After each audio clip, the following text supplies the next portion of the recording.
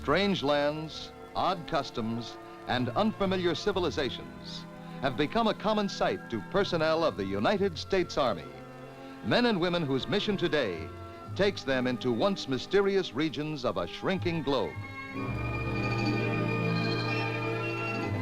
Of these distant places, none is more exotic than the ancient kingdom we used to call Siam, and few are of greater importance to the cause of freedom in Southeast Asia.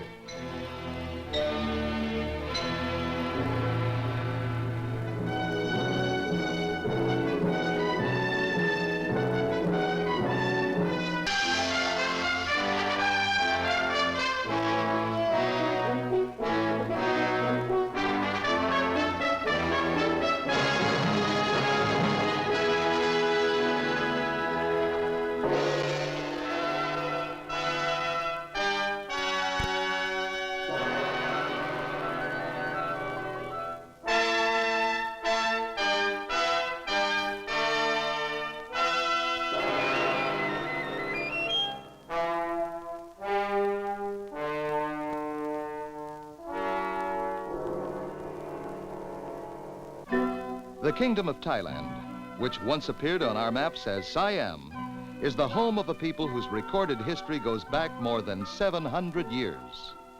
To the people of Thailand, the name of their country means, literally, land of the free.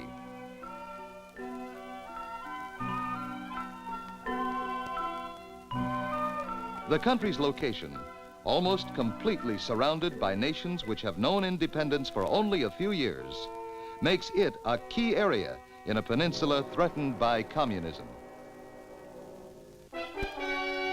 Thailand is a member of CETO, the Southeast Asia Treaty Organization, whose headquarters are in Bangkok.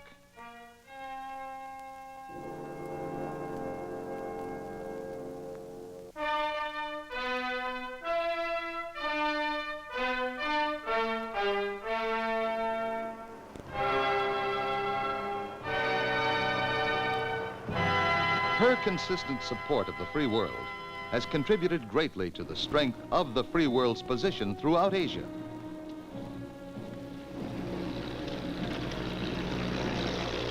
The Royal Thai Army boasts some of the best trained soldiers not only of Asia, but the world. All males are required to register for the military service at the age of 18, a military conscription program similar to that of the United States. From this pool of manpower, the Thais have been able to construct an efficient, diversified military force. Thailand has an unexcelled record of devotion to the cause of freedom, extending back to World War I. Within 2 days of the outbreak of hostilities in Korea, Thailand had announced her intention of supporting the United Nations efforts in that country. The capital city of Bangkok is today a center for many United Nations activities in Southeast Asia.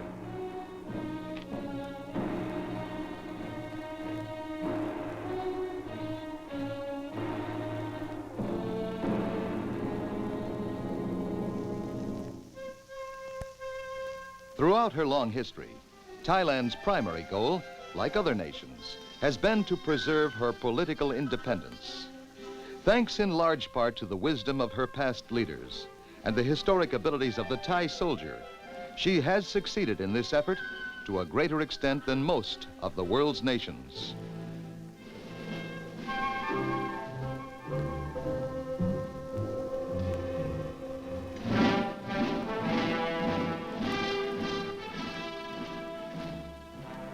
Thailand's water transport system, an interconnected network of rivers, branch streams, and canals, is widely used to distribute agricultural products through heavily populated areas.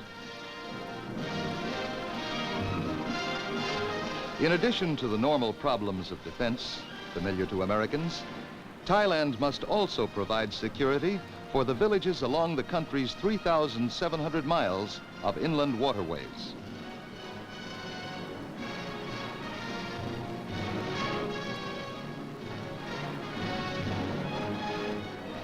Continuous attention to the need for preparedness has given Thailand the longest uninterrupted history of independence in Southeast Asia. Thailand, in fact, was never really conquered, despite its temporary submission to the Japanese in 1941.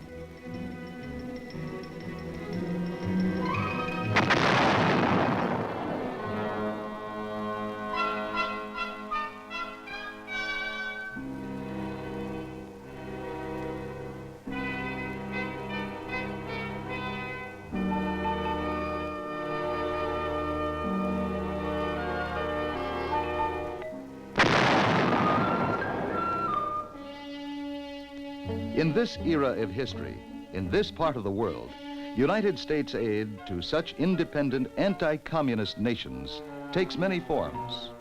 Much of it, of course, is directly military, as in this paratroop training exercise.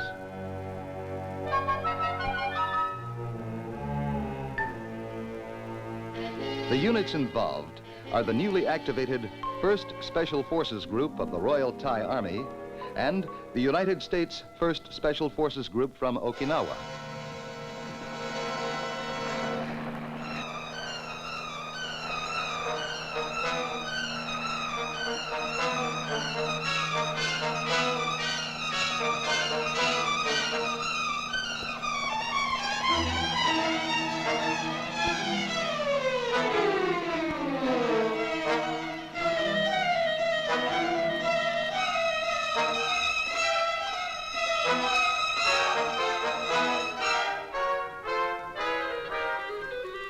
The demonstration plays to a large, enthusiastic, but not entirely military audience.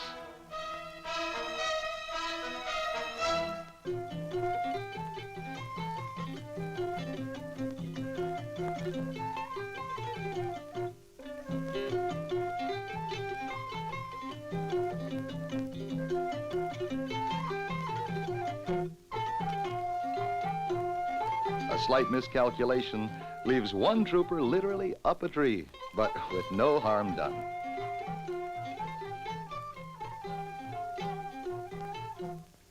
The readiness with which these new forces have taken to the air is a matter for congratulations all round. A modern army, like those of Napoleon's time, still travels on its stomach.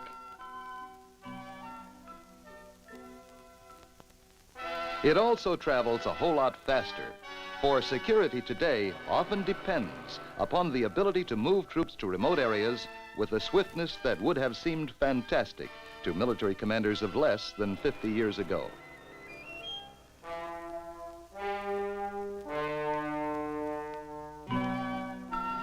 A modern highway, by providing arteries of quick access to all parts of the country for armor, infantry, and artillery, is a direct contribution to military preparedness. But its value goes far beyond matters purely military. Thailand has some 7,000 miles of highway network. Much of it, however, still needs considerable improvement and connecting roads to ensure maximum usefulness. Today, approximately 60% of the country's roads are classified as all-weather roads, but very few will permit carrying heavy loads for long distances. In Thailand, as elsewhere in Southeast Asia, much of the country's potential development has been delayed by the lack of adequate transportation.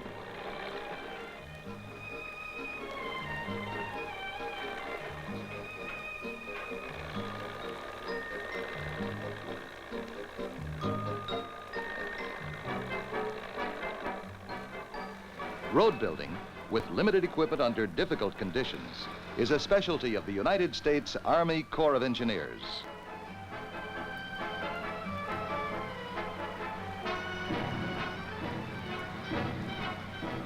A major contribution to defense against communist subversion, an adequate road network not only facilitates military measures, but invariably raises the local standard of living.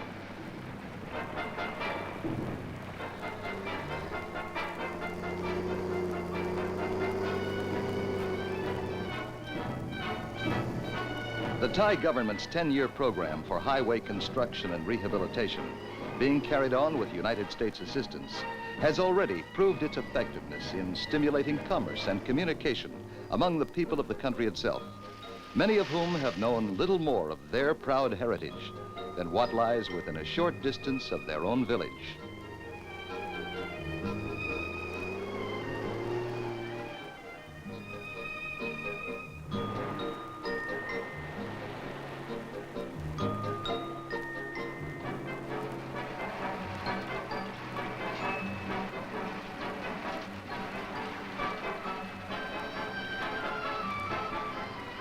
Until recently, roads have rarely been regularly maintained, and during the rainy season, sections are frequently washed out by floods.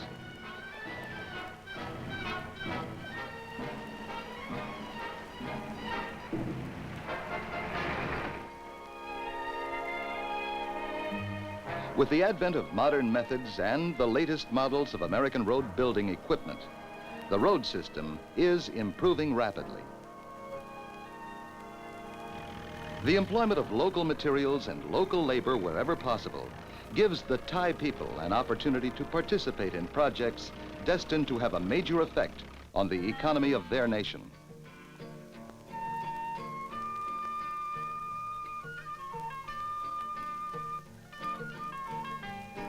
Like transportation, fast and efficient communications are a major problem throughout Southeast Asia.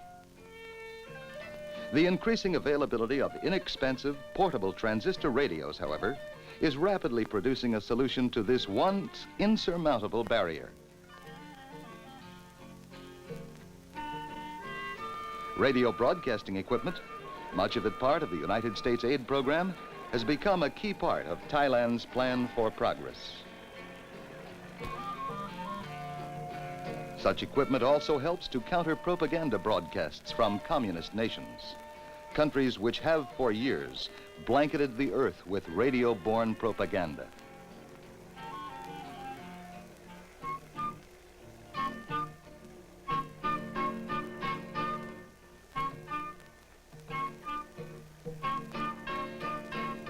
Thailand's borders include many miles of jungle-covered mountains.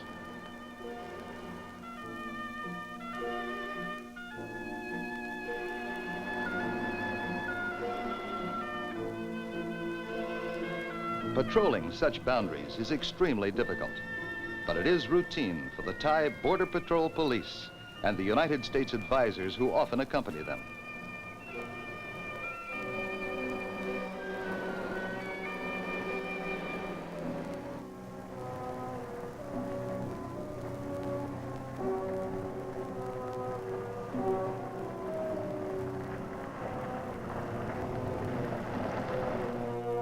Travel in northern Thailand is never easy, and frequently downright uncomfortable.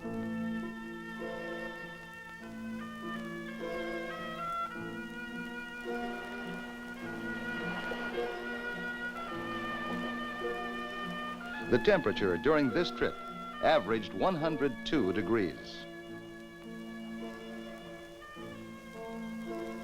Harmless as it appears at first sight, this jungle patch is no place for the tenderfoot.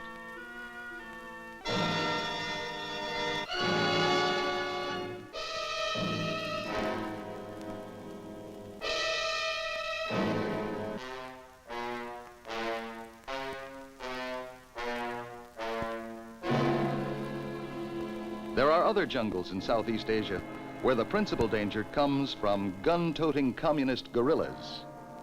By comparison, an 18-foot python makes a friendly pet.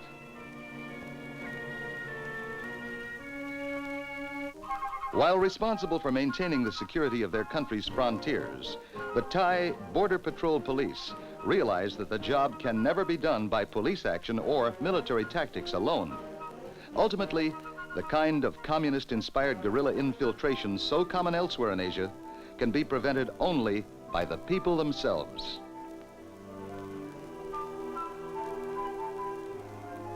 Routine patrols thus become an exercise in public relations as well as police duties.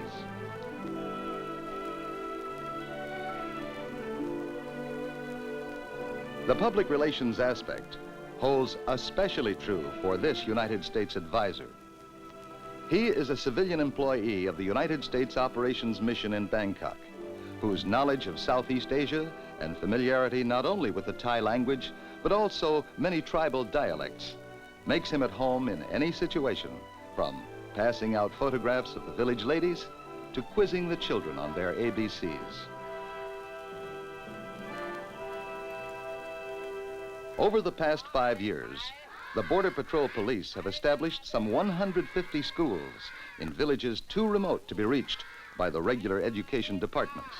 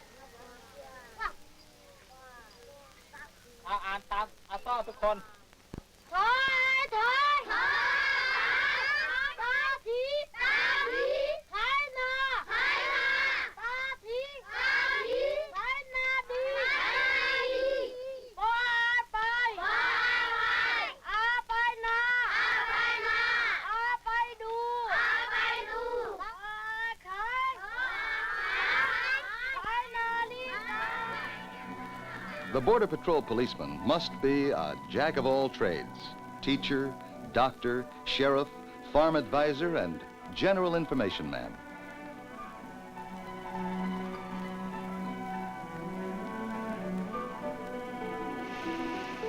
Perhaps no cargoes are so welcome on the Bangkok docks as the medical supplies and mobile equipment being unloaded here.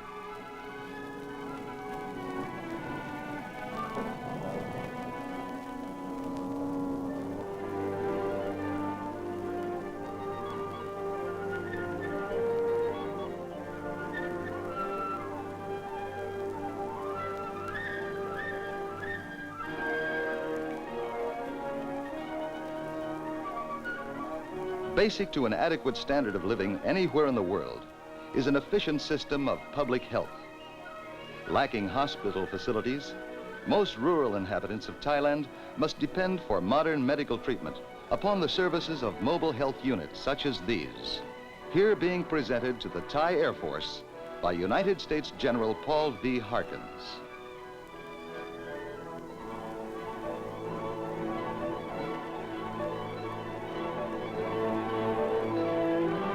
The improvement of public health measures provides one of the most rewarding areas for cooperation between Thai officials and members of JUSMAG, the Joint United States Military Advisory Group in Thailand.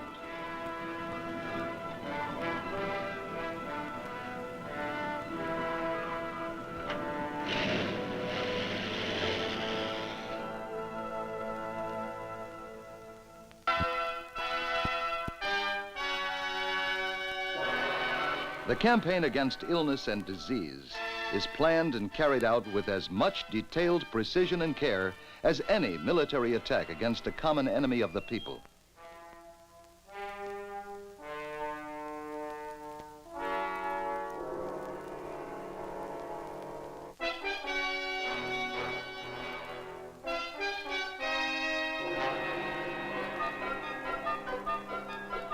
The area of Thailand is about the same as that of France, and the planning of such a public health campaign must extract maximum efficiency from the comparatively limited personnel and equipment available.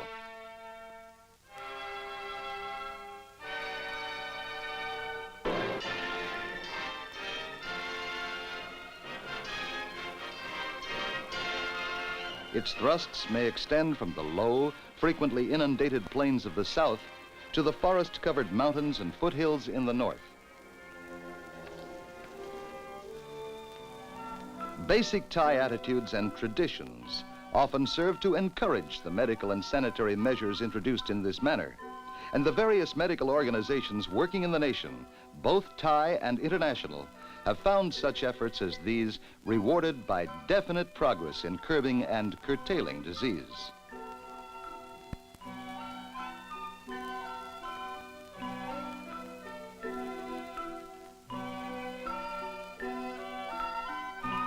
The heart of the CETO Civic Action Program remains medical aid to villagers in remote areas. For the physical well-being of a civilian population is no less important than the strength of the military force assigned to defend it. Through CETO, the United States is also involved in several important programs of medical research throughout Thailand.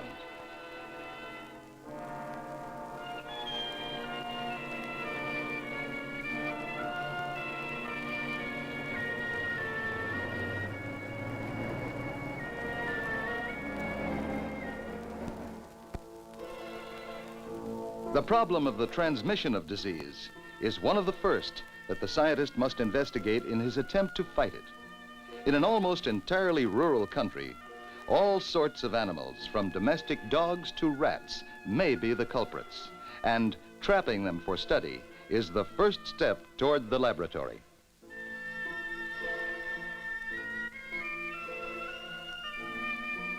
For a comparatively undeveloped tropical nation, Thailand has unusually good conditions of health. Malaria, however, remains a major cause of death, and malaria is one formerly endemic disease with which modern medicine knows how to deal.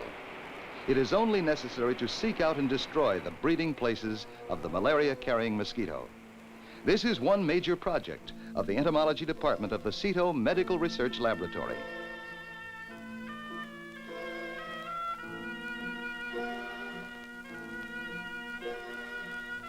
Another CETO medical unit, the Medical Zoology Department, is engaged in efforts to solve another difficult medical problem: eradication of the liver fluke disease.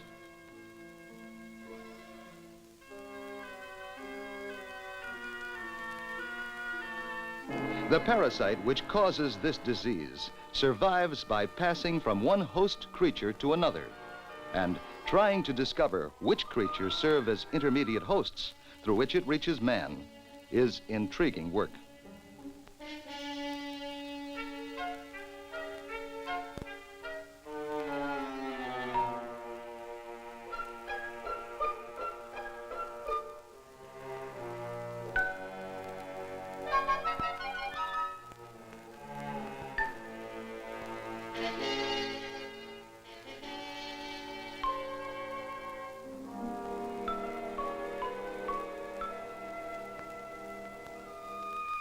It has been estimated that as many as 90% of the population of northeast Thailand may be infested with these vicious parasites. Distasteful as it may seem to most of us, the liver fluke can be a fascinating subject to scientists because of its complicated life cycle. To reproduce itself, the liver fluke may have to pass from snail to fish to man and back again. To its victims, liver fluke infestation is an endless ordeal which eventually comes to drastically affect everything in life. Entering the human body through the eating of raw fish, the fluke may persist for many years, feeding on the blood of its victims. The result is an anemia, which makes the simplest physical act an exhausting effort for the unfortunate victim. Treatment is long and difficult. The conquest of the liver fluke disease, like the future of all progress in public health, lies not so much in the possession of the latest laboratory equipment as in trained investigators who are able to understand and evaluate their findings.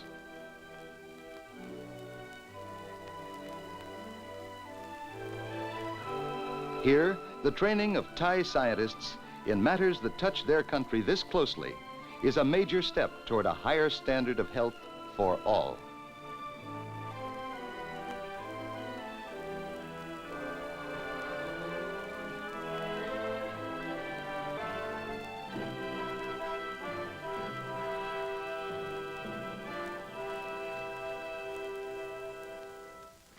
The irony of the liver fluke disease is that control should be a simple matter. All that's required is to cook fish before eating it. The problem persists chiefly in northeast Thailand because of the widespread taste for raw fish in the region.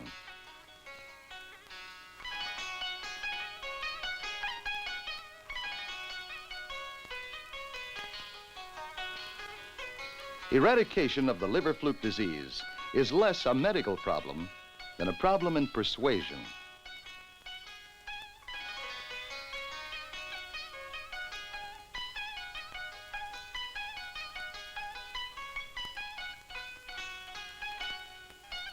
Despite their many problems, the Thai people are a fortunate people by the standards of Southeast Asia.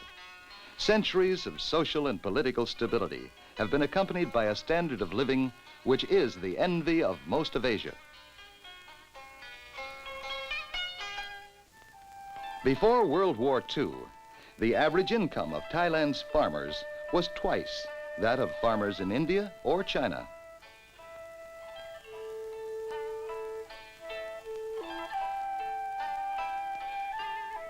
Since the war, income has steadily risen.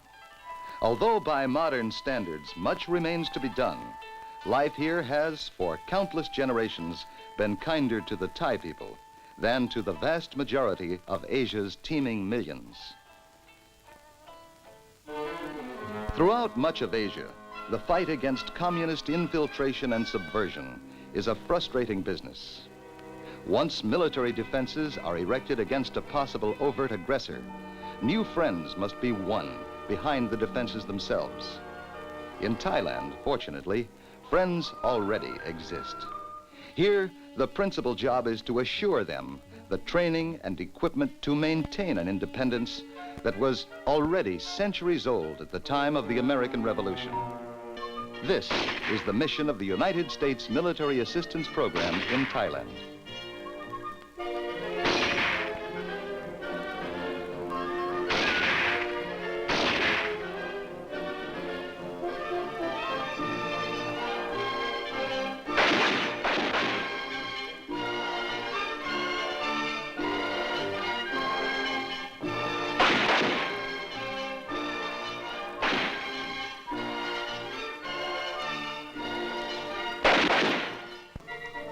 The people of Thailand have never been a warlike race, but so vigorous has been their response to aggression that they have lived for nearly 1,000 years an independent, self-governing life in the midst of a troubled continent.